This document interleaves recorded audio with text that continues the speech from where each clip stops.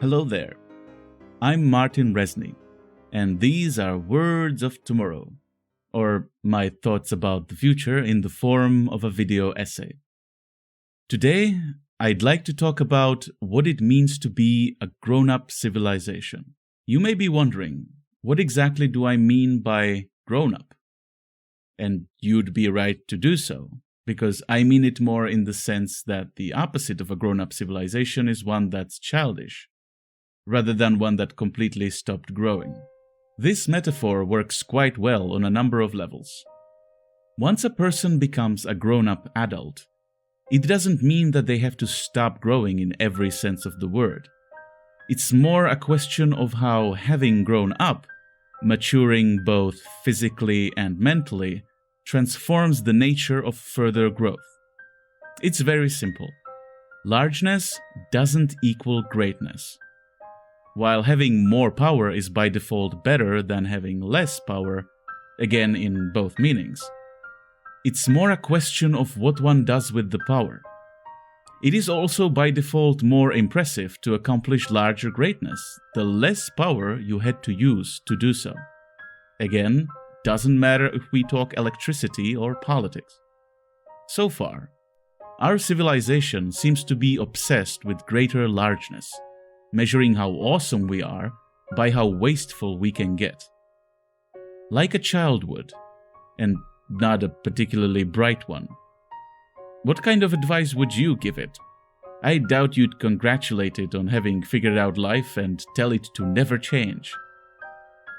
Looking at a society as an organism, a theory called organopolitics, is something that has been disqualified ever since the Nazis used it to justify their version of eugenic Darwinism.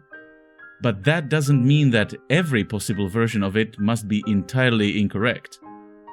Nazis had a bit of a toxic mindset. Specifically, their minds were set on the acquisition of more Lebensraum, or living space, which they would take, as the fittest political organism around, from the weak and degenerate races.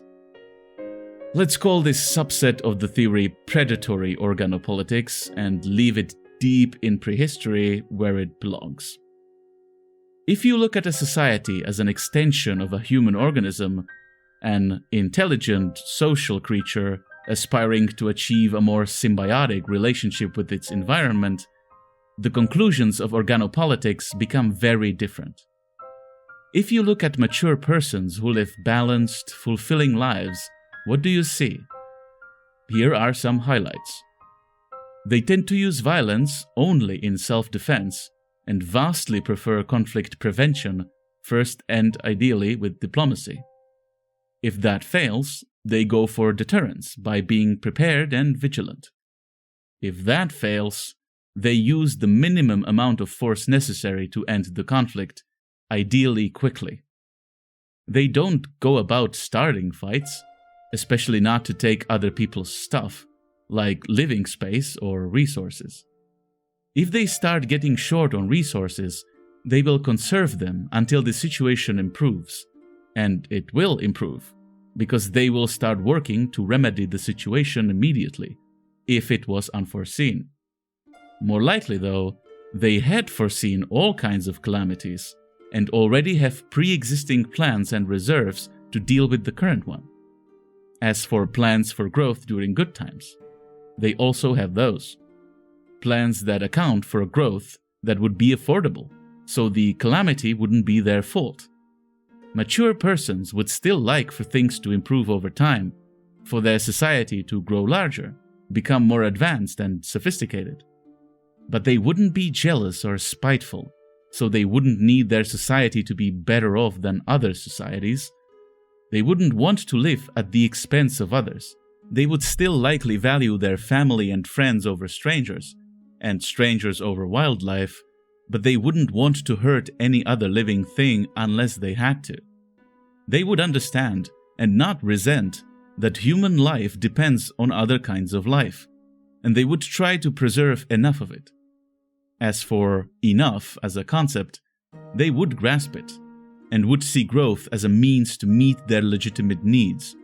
Feeding, housing, clothing, health, education, defense, needs tied to tangible realities. They would indulge themselves in some excess to celebrate life, but they would have sober goals. They wouldn't hoard stuff they don't need. They wouldn't flaunt excess because they have nothing to prove to other people. They may have a lot they want to prove, but to themselves. They would challenge themselves to become smarter, more skilled, more kind, a better parent, better steward of the earth. They wouldn't consider it productive to churn out ever-increasing amounts of meaningless material crap or numbers in ledgers. They would see value in things with intrinsic value, like knowledge, art, or companionship. Abstract goods that need some energy but rarely sustained obscene amounts. Considering all that, our current civilization clearly isn't anything like a mature person.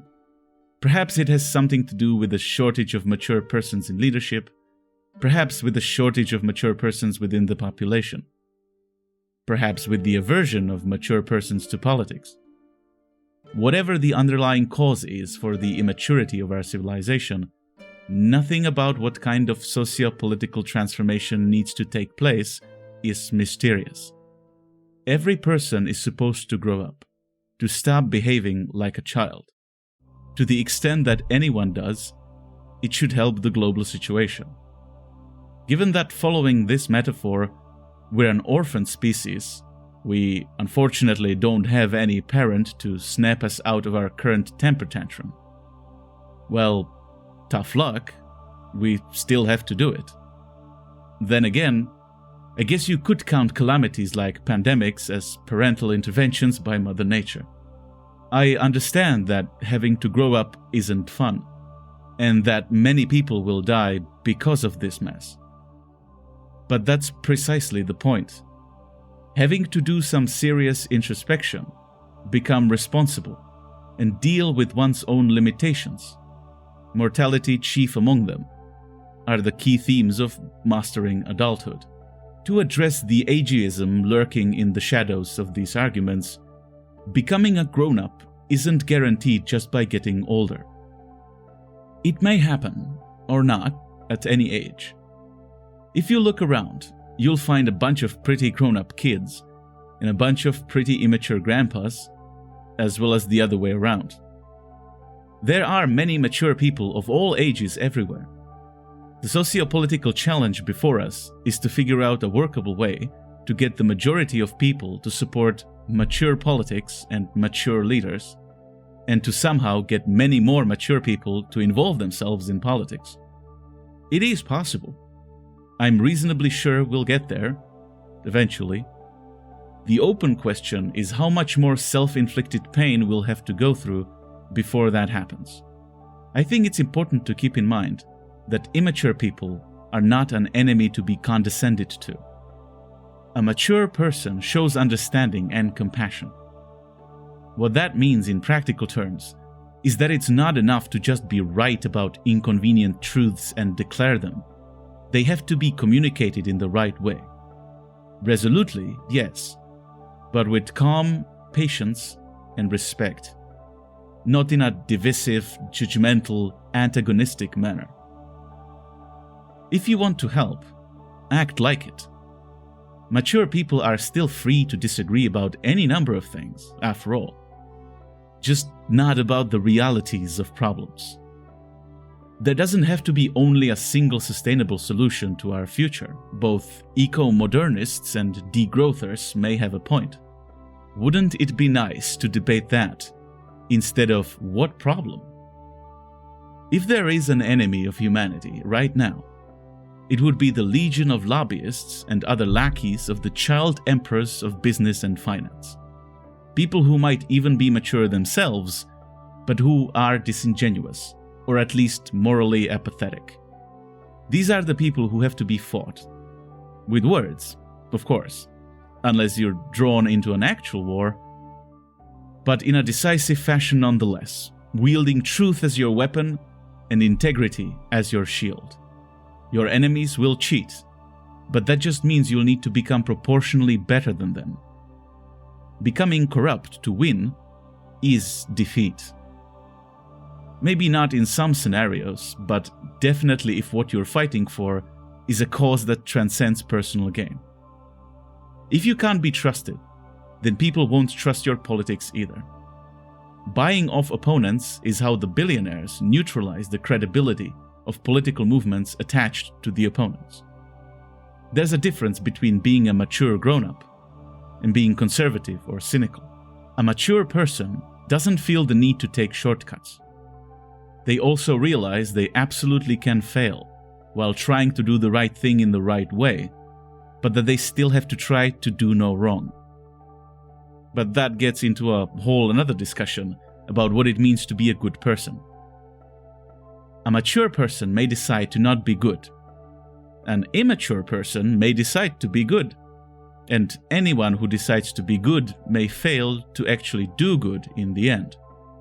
Conversely, an immature asshole can do good. A useful way of looking at the moral aspect of being a grown-up civilization is that putting a well-meaning, mature person in charge is by far the best bet for the long haul. Sustained lack of maturity, good intent, or integrity is bound to cause harm more often than it does good over an extended period of time. Again, none of this is rocket science. As long as you think of the society as a person, which is a pretty close analogy, what kind of person do you think it should be? How should it behave? As a drunk hooligan? Probably not. As a narcissistic teenager? Probably not. As a grumpy grandpa? You get the idea. Figuring this out will not be an end to politics or history, only a new phase in the development of our civilization. Eventually, like all organisms, our civilization will meet its end.